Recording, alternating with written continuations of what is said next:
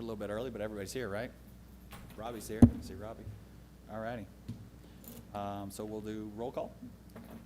Bill Johnson, Greg Collier, Andrew Barker. Here. Joel Gardner. Here. Steve Smith. Yes. Over. Here. Greg Willoughby.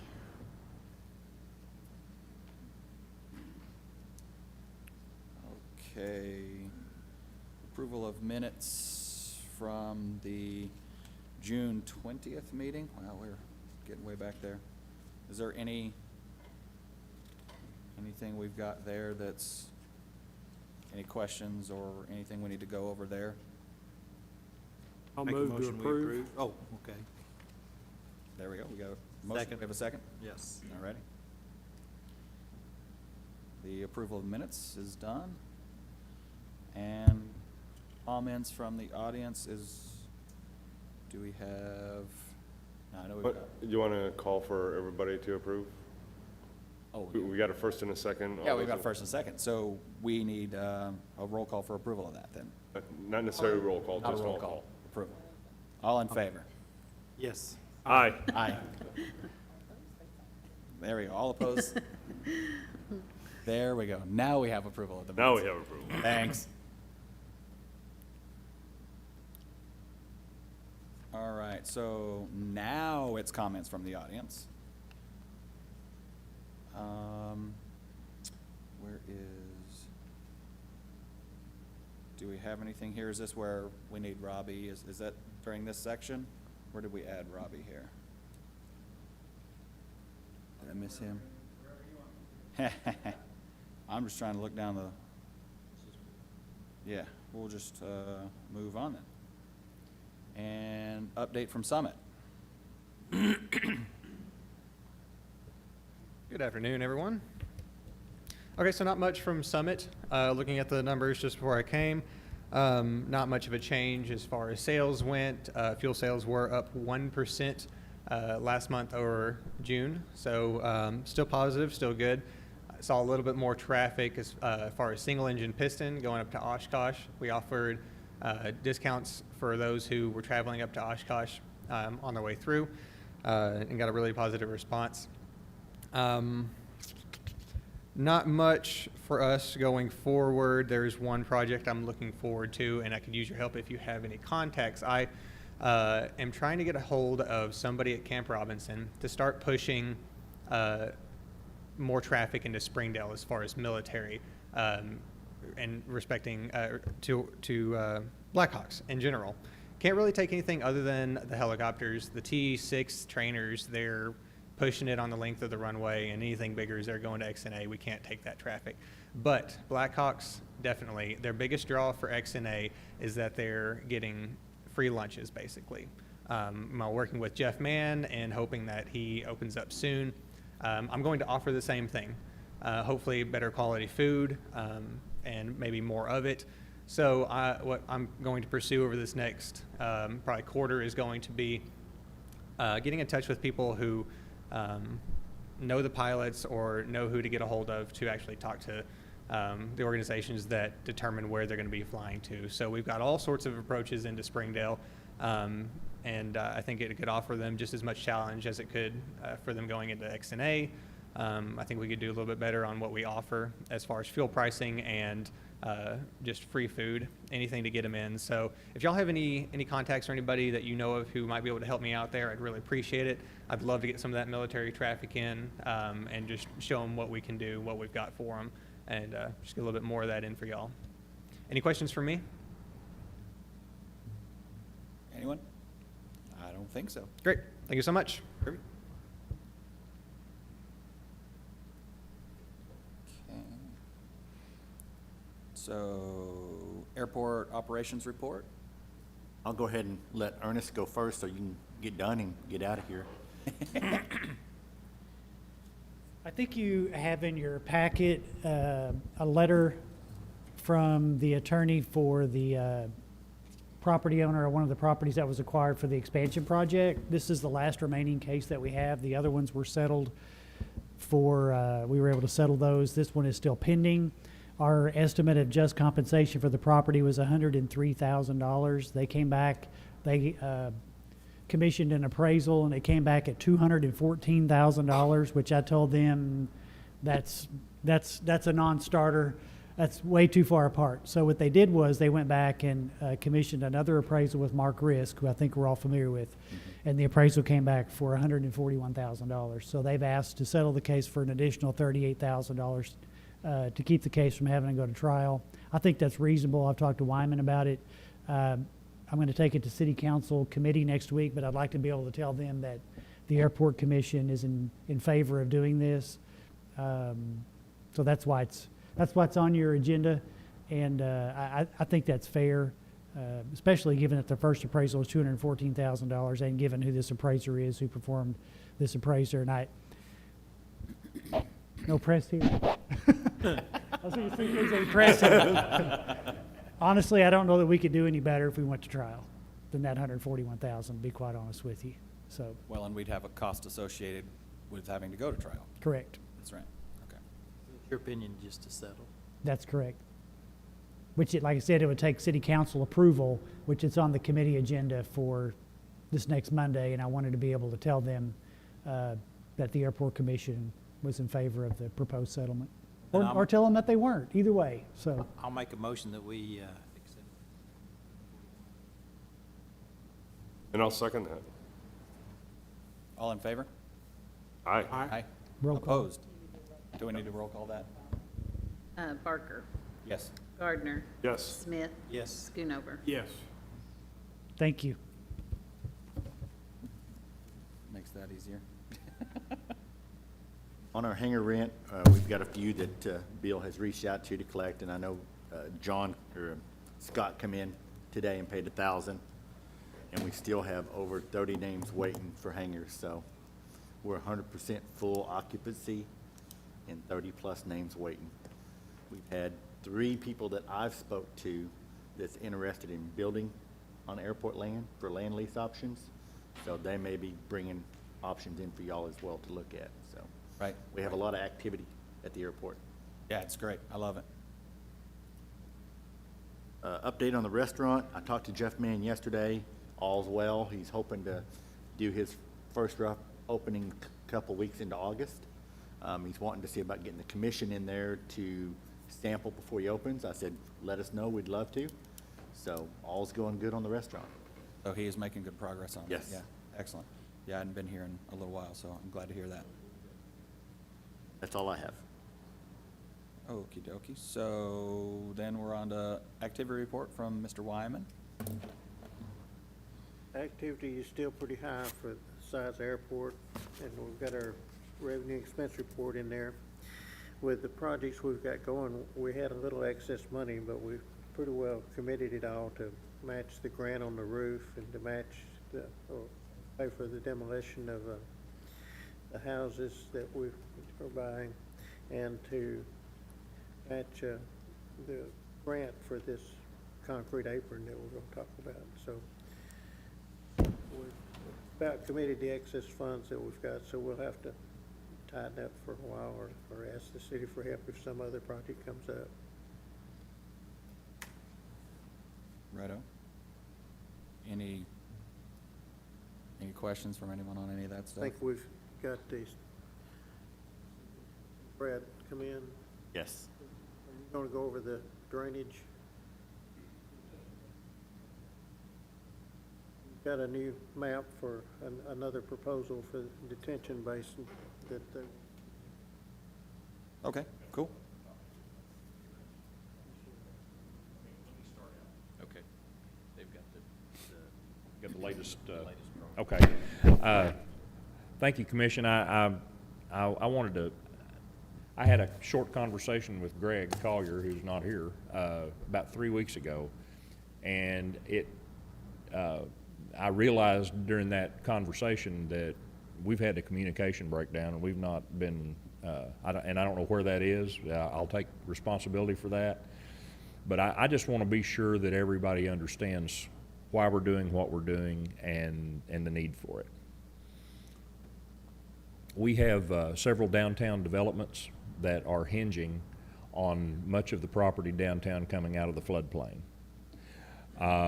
We have to get what's called a, and don't ask me what the acronym stands for, but it's a CLOMR. Somebody could help me. Certificate of some, no rise, it's basically a no rise impact. Basically with, our goal is that with this detainage facility, we can basically shrink the floodplain in downtown down to the stream channel. That opens up many opportunities for development downtown, which is good for all of us. It's certainly important to the airport. We don't need a new terminal if we don't get development downtown. So, the way I'm looking at it. So to me, figuring out a way to do this, this water facility is critical, and it is the priority, even over a new terminal. I think there's ways we can do both. With the latest picture you've got there, that 10 or 12 acres just west of the airport, that is not city-owned. That's privately owned. It was recently purchased. I say recently, within the past several months. They have no particular plans for it, but we have a meeting next week with the owners, or with a representative of the owners of that property. They've already seen this layout, and I'm sure we'll have many questions, and we're going to see if there is a possibility, and so far it sounds like there is, of us putting part of that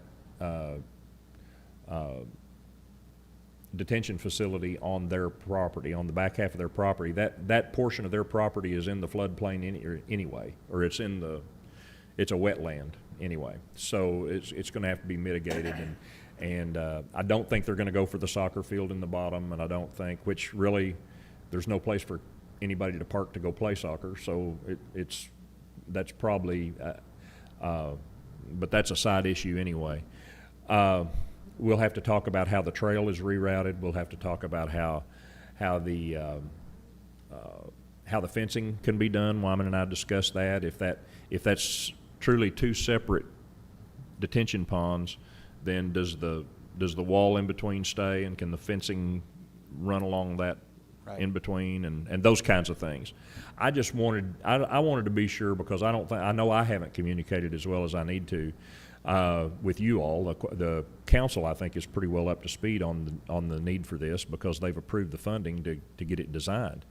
But I just wanted to make sure you all understood the reasoning behind it and the importance of figuring out. We want to work with you. We want you to be happy with it. We want you to give us your input, and if there are other changes that need to be discussed, we need to discuss those changes. But I wanted you to know why we were asking you to consider this detention facility here, because honestly, much of the development of downtown hinges on our ability to get areas out of the floodplain, and so. That said, I'll let Brad come on back up and talk about particulars, and y'all see what questions y'all have. We just don't know if this is a possibility or not until we meet with the property owners. But this is our last best chance, at our best idea, at least as far as I know, of trying to get the detention we need for downtown, and still have an area and a possibility of building another terminal off of Emma Avenue. Okay? All right. Thanks, y'all. Right. Thank you.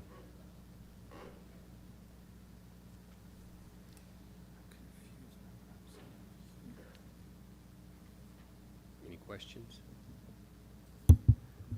I think I expressed at the last meeting that this is water, so you can flex it about any way it needs to go, but it does have a specific detention volume. So this represents the southmost location we could find for that detention volume. Let me say one other thing that came up. I'm sorry, Brad. Came up during my conversation with Greg, and I want to be sure everybody understands. This is not going to hold water. This will empty out in a certain number of hours, and I'll leave that to the designers. But but it won't hold water. It's not gonna be, obviously, we understand and appreciate the concern about waterfowl and geese, especially. But this will empty out, and you may know the answer to that, about how many hours this empties out, and will be dry again. Yeah, we'll meet the FAA requirements. I believe that's 48 hours. I think this empties a lot quicker than that. This area that's outlined by the, for lack of a better word, the black squiggly mark, would that be the new pond in its entirety, or would the pond be dogleg? Would it be, The dogleg structure that you see, L-shaped. the parallel lines, that's the detention volume. so the squiggly area would be in addition? The squiggly area represents an area where there's suspected wetlands. Can you speak up a little bit? The squiggly line is the area that we suspect there are wetlands that would have to be mitigated as part of a project. Is that area already wetland area right there? That's what we're told. Okay, Since it wasn't city property, they weren't Right. able to get over there and tromp around, but looking over the fence, they said there's a probability that there'll be some wetlands that'll have to be mitigated as part of that part of the project if it goes over there. so this basically represents moving half of it off of the airport property onto the adjacent privately Yes, held and move property. everything as far to the As south far as south as possible. Okay.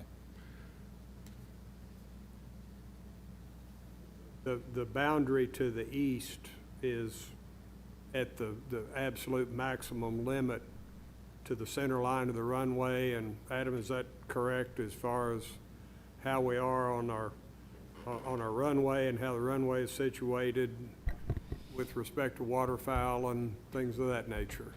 Yeah, so what the AC, the circulars say about ponds near airports, if you're going to have a pond that holds water more than 48 hours, there's, I think, a 2-mile limit from the airport. If you have a pond that empties within 48 hours, which is the number that Brad referenced, there is no limit of how close you can get to the runway effectively. So I would say that what's controlling that grade more than anything is the safety area for the taxiway, honestly, is what's controlling how close you can get to the airfield more than anything towards the runway. Because, yeah, you've got ditches in your infill that fill with water in rain, that empty within 48 hours. It's no different for Allegedly those. 48 hours. Say what? Allegedly 48 Yeah, hours. sometimes those stay a little bit longer than 48 In hours. the spring, they but- definitely tend to hold water. Yeah. And I haven't seen the hydrograph on this. My gut tells me, you've seen it probably, that 48 hours is on a 100-year storm. Obviously, it would be much less than that, I would think, on your lower storms. On your typical storms, you probably won't even see water in it. It'd just be on your bigger storms. That's just my guess. And so, from what I can tell on these elevation lines, we're basically going to be about, twice the depth of what we currently have from the taxiway off to the, we'll call it flat area, even though it's not, because there's a secondary. Is that about right? From what I can tell, that looks about right. Looks like it's about twice the depth, maybe closer to 10 feet instead of 5 feet or whatever it is Right. now. Yeah. We've got some drainage that's already running off in there. Would that clear up that part of that? Yes, it looks like that existing ravine channel will become part of the pond for that north-south stretch through there. Okay, but Yes. it goes on towards Emma Street currently now. And Yeah, it's- so will that clear that up and that can be usable property? Or? One of the practical issues for this project is how to get rid of the dirt that you excavate. So I could see using that to help mitigate the drainage further to the north if it was of So- appropriate quality. Do we currently have, I mean, is there a significant amount of water that flows into the creek down that ditch? Would we be, Yeah. putting in drainage tile there and covering that? I would or expect it that we stay would open? cover it if we use that area basically to waste dirt. Right. To help lower the cost of future construction, we would put a drainage tile under it and then fill over it. I don't know that it would completely fill up to provide for your apron and taxiway, but That's what I expect. They would save money on the detention project and potentially Give us some more real Give- estate. give you all some for- real for- estate. For future development, Right. then it would help us. Right, yeah, that's kind of what I was Yeah. wondering. Exactly what I was Yeah, thinking. that's It not so much an issue of detention design, but the practicalities of construction. Save money Usually, for a hauling off. contractor wants to get rid of dirt as close as they can, so we designate that as a fill area. I think we're gonna have more dirt than we have ditches. Could very well be.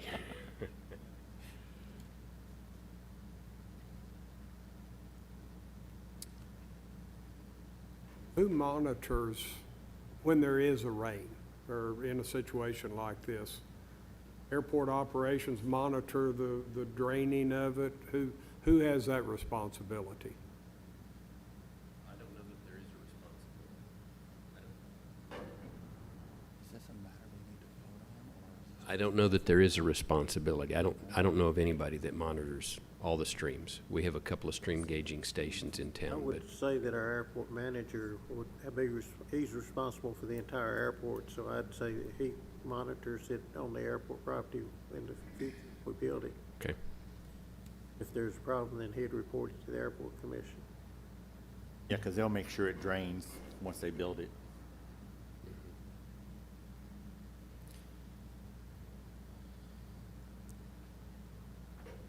So what kind of action's needed on this today? That's what I was just wondering. Do we need to vote on this today, or?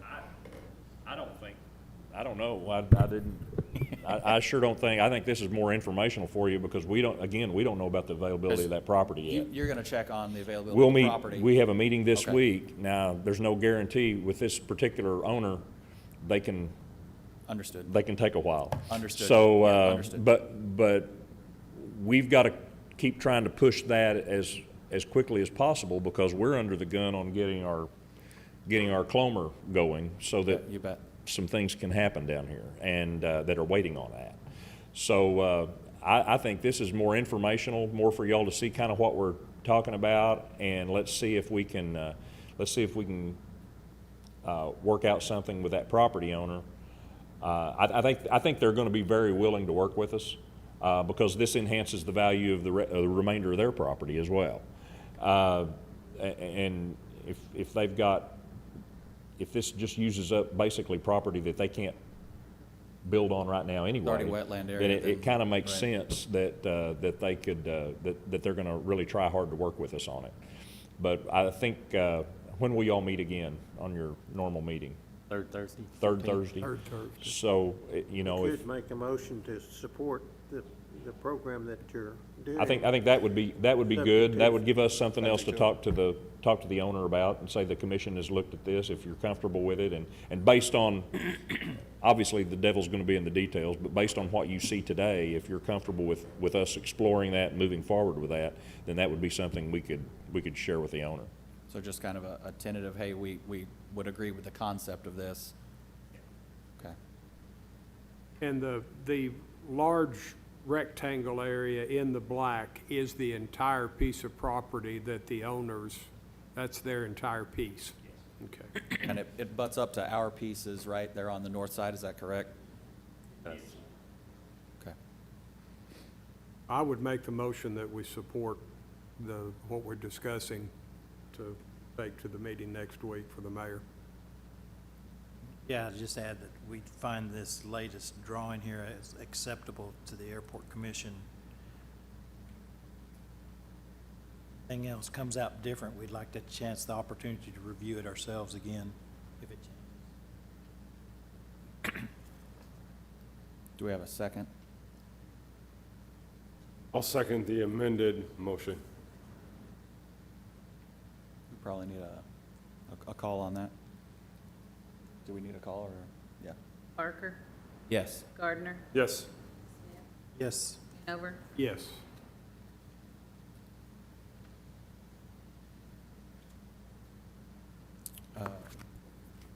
What do we have next? So I don't see Jeff here. We kind of already got, do we have any more update on Jeff Mann's hangar stuff? I mean, He has red iron on the ground, so About the same as it has been? Right, Plus concrete put iron pad sitting board. there. Okay, On the airport terminal roof, they have it complete other than they're breaking the flashing now. So it's dried in. They didn't pull the old off until they get the new made. Then all they got left to go up there and put the flashing down. So it looks good up there. excellent. So we're down to Adam, I guess? All right, so as a reminder, you received a state grant about 3 months ago now to develop a heavy aircraft parking area on the apron. Originally, it was going to be within the limits of your existing asphalt apron, kind of to the north of the terminal building. After some discussions, though, with James and the airport and the FBO, we decided to instead expand the apron to the south to add new apron space. We knew going in that for maneuvering purposes, that was going to require more concrete. So we were going to try to expand our limits and see how bids came in to see if we couldn't get a lot more done than we thought. But no, we had a fallback that we could negotiate down some if the bids came in more like our original estimate was. So we opened those bids about 3 weeks ago now, and there's a bid tabulation. That's this really small font piece of paper here. We did receive 5 bids at the bid opening. Bids and the market is pretty high right now. The low bid was really close to our estimate, within $4,000 of our estimate. We were hoping for something lower than our estimate, but it came in right about what we expected from a cost standpoint. NEC, Necessary Construction, was the low bidder. I know they've done some work with the city in the past, and our eyes are more than qualified. So what we did was said, okay, this map that has the red on it shows the apron layout. The red area plus the gray area is what we bid, hoping we'd get great bids. However, to try to fit the money within the grant you have, we'd have to slim that down to the red area, basically remove the row slabs to the south to meet your original budget. And we've shown both those budget options on those other 2 pieces of paper you have in front of you, those 2 budgets. One says NEC base bid, and one says NEC adjusted bid tab. The base bid would be for the whole apron, and really the most important numbers there are at the bottom. It's what your share is of that cost of the whole apron. That's the one that looks like this. It says NEC base bid at the top. So if we were to build everything, because it's in excess of the grant you already have, the city's share would go up more than the 10% that we had budgeted, all the way to $56,000. Or we could trim it down to the original grant amount, which is that other paper. Looks the exact same, but on the top it says NEC adjusted bid. And then your share is back to the original $16,000. And so, like we mentioned last month, we'd come to you with both.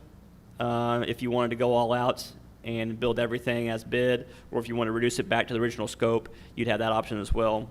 Obviously, it's a pretty significant difference in costs, $40,000 on the city share, because once you get over that 910, you get everything past that point. Right. I will say this thing will still work fine with the reduced slab. The only thing it would do is when a G650 is parked there and these guys' nose pointed north, it's just one tie down less you'd be able to use. That's kind of close to the taxiway alpha interface, so that's really the only operational difference between the 2 options. How many tie downs do we have? Oh, how many do you have there? Close to 20 maybe tie downs in that stretch? Yeah. 10? Okay. Oh, we took some of those away when we readjusted the alignment, that's right. So if we do the revised, we only reduce it by 1 tie down? Yeah, it'll be 1 tie down, would no longer be usable when a large plane's sitting there, and you've got them backed in. Obviously, the goal would be to pull a plane in, and so it'd actually be facing east-west, and just the wing would be overhanging, and that's not near as long because the other part of the wing would be hanging into the grass. But if you wanted to park 2 big planes there, we gave that option too, and you would back them in side by side. In that situation, if you had a really large plane sitting there, its nose could stick out and block one of those tie downs from being used. How often do you use all the tie downs? And you still got the tie downs further to the north, obviously, that are on the bigger part of the apron. And cutting this 12 feet out doesn't limit anything we could do with large aircraft. It would limit a smaller aircraft potentially, or make it have to go to the north end. Exactly. It would just limit where maybe a small aircraft could park. It had to park further to the north. Yep. if we ever run into this situation where we have 2 aircraft on this large apron and all of the tie downs full, what's going to happen is somebody's going to see those 2 tie downs on the very end that the ropes have been taken out of that are not actually tie downs anymore, and they're going to park a plane there. Then we're getting a small citation and who won't be able to get around no matter what without going all the way down the taxiway and making it through that small entrance to the ramp down by 12 Stone, and that's what we really want to avoid.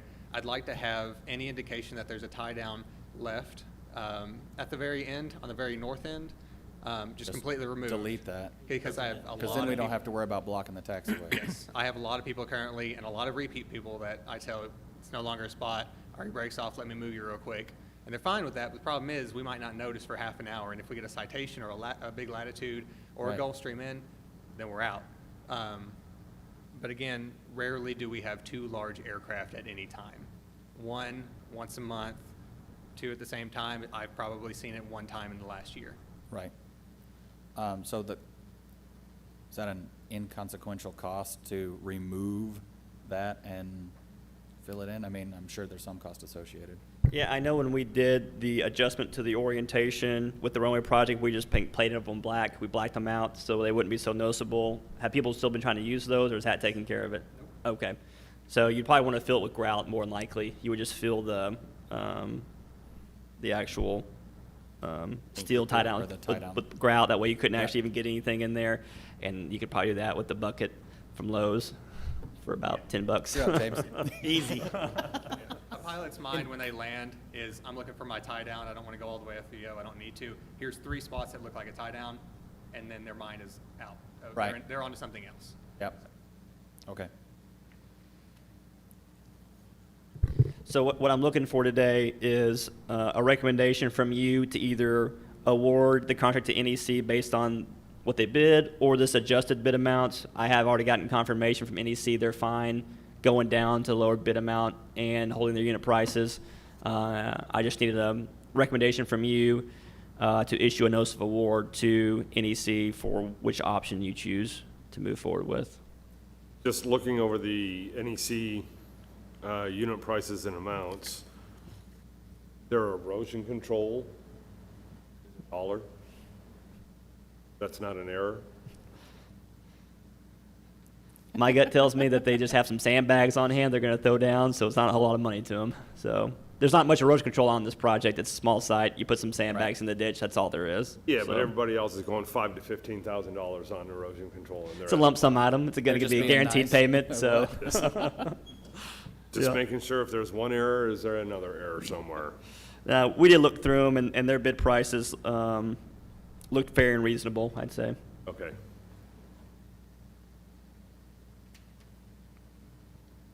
And unless there's further discussion, then I'll make the recommendation that we approve Andy going with NEC. Alternate. On the adjusted or the? Yes. Second that.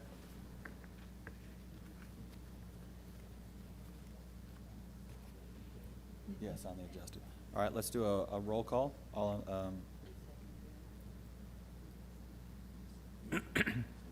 Barker, Yes. Gardner, Yes. Smith, Yes. Hoover. Yes. All right, next steps for us then will be to draft a notice of award to them. What we'll do is we'll execute the construction contract and a change order at the same time to reduce the contract amount to this adjusted price. They've been acting like they want to get started pretty quick, so we'll work with Bill and James and everybody to try to get them out there as soon as possible. Groovy. Thank you.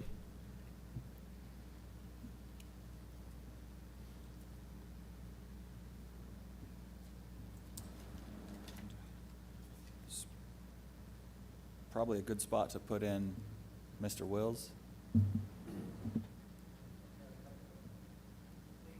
For everybody.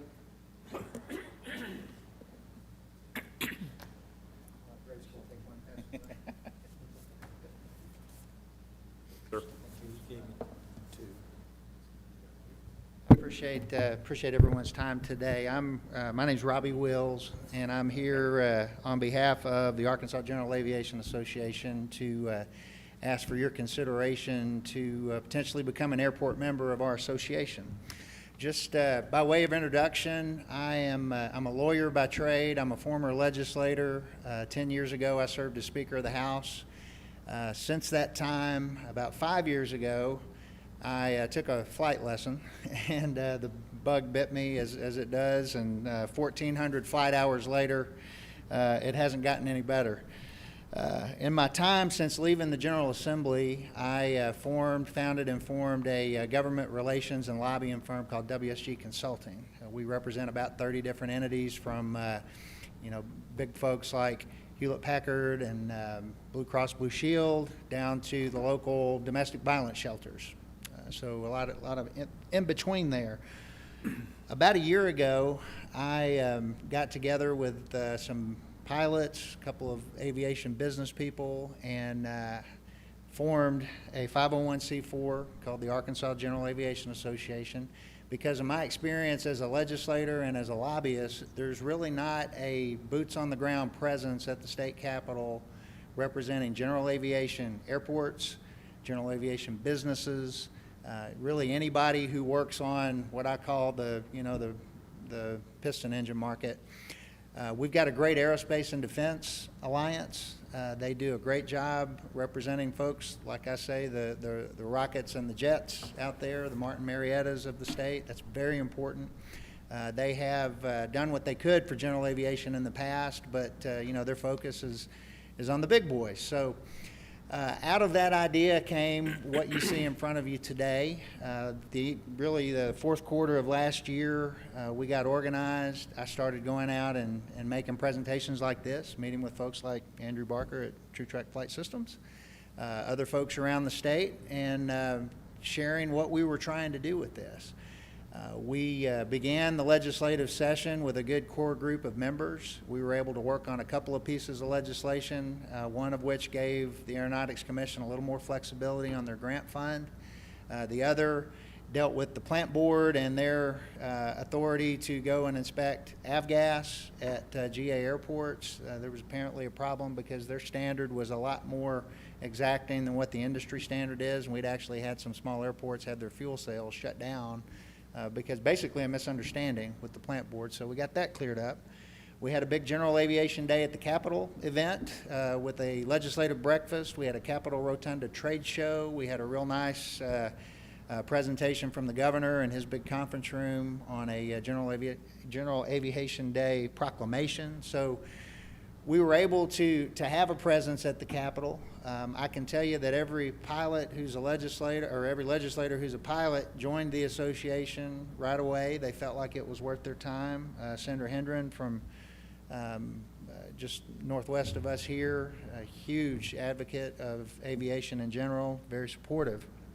So I'm here today with with hat in hand, asking the commission to consider joining our association and helping us, number one, help you, but also help us be a advocate for general aviation in the state of Arkansas. I learned a new term in Oshkosh last week, and that's airvangelist. So I practice airvangelism as the president of this organization. So we exist to do several things, and I want to be clear. We're going to do what our members tell us needs to be done. But we started this with kind of the vision of being the lobbying arm for the general aviation airports in the state. AOA is a group that is very active, very organized, but James, you guys are busy running airports. You can't be at the Capitol every day. So we want to be someone who's there on your behalf. XNA in Little Rock, they've got lobbyists on full-time retainer. They're looking after themselves. This is an opportunity for the other airports in the state to at least have access to somebody who can make some things happen. Second thing, the general aviation business, the FBOs, the A&P shops, the avionics shops out there. There really hasn't been more or less of a chamber of commerce for the general aviation business. So we want to be the entity that people can call on when they have any kind of an issue with the government. We've got a couple of members that joined because they were having sales tax issues with DFNA. That seems to be a familiar recurring theme as I talk to folks.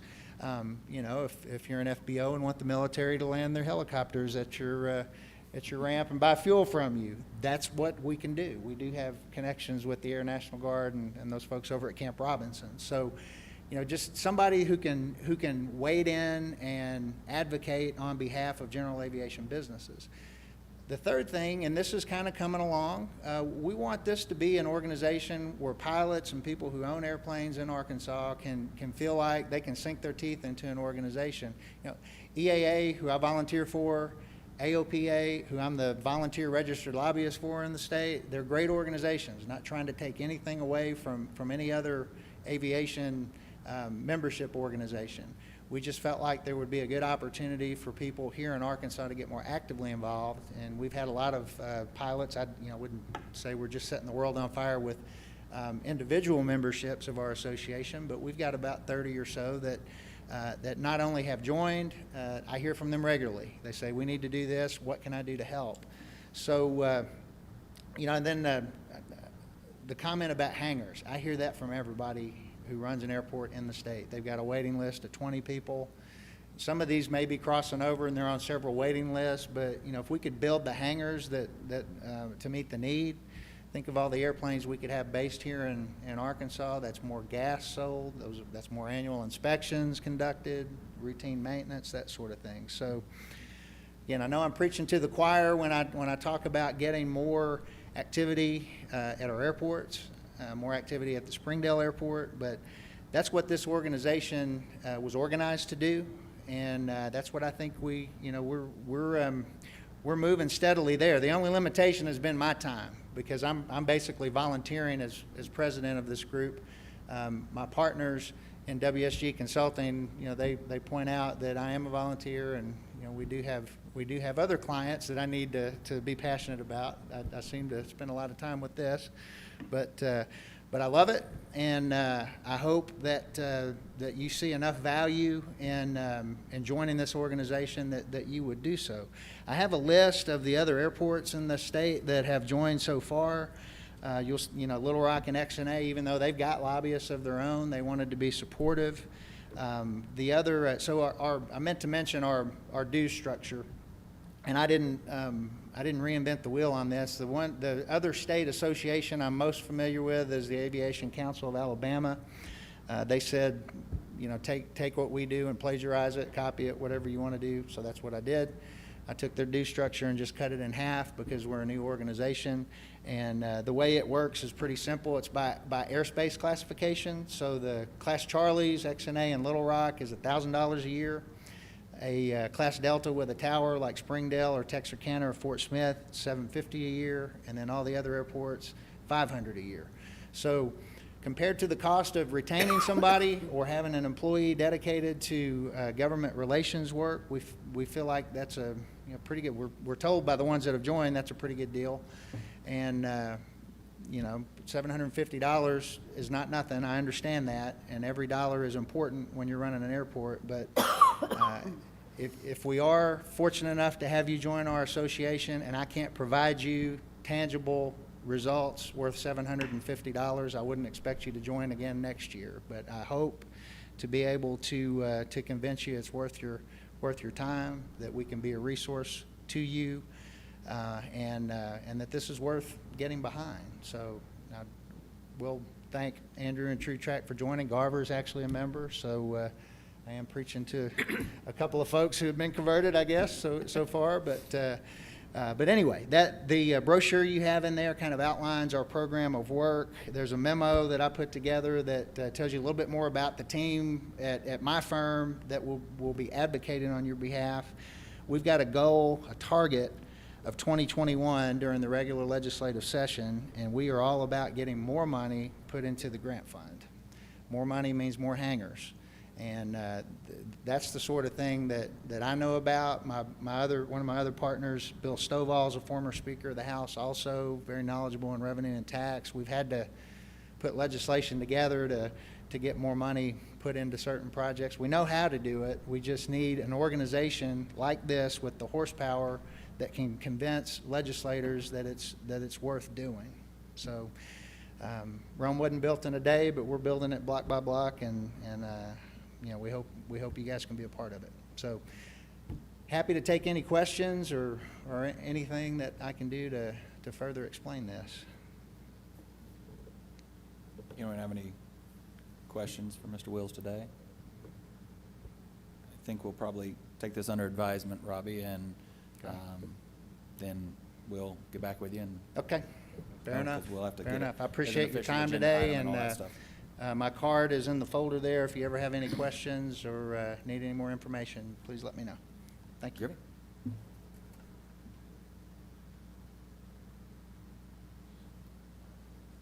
Do we have any old business? Is there anything there? Any comments from commissioners? Anything else we need to? What's our status report on some of our delinquents? We hearing anything from Fricksters? Where are we on that? City Attorney's Office. Because every time we call him, he's gonna pay.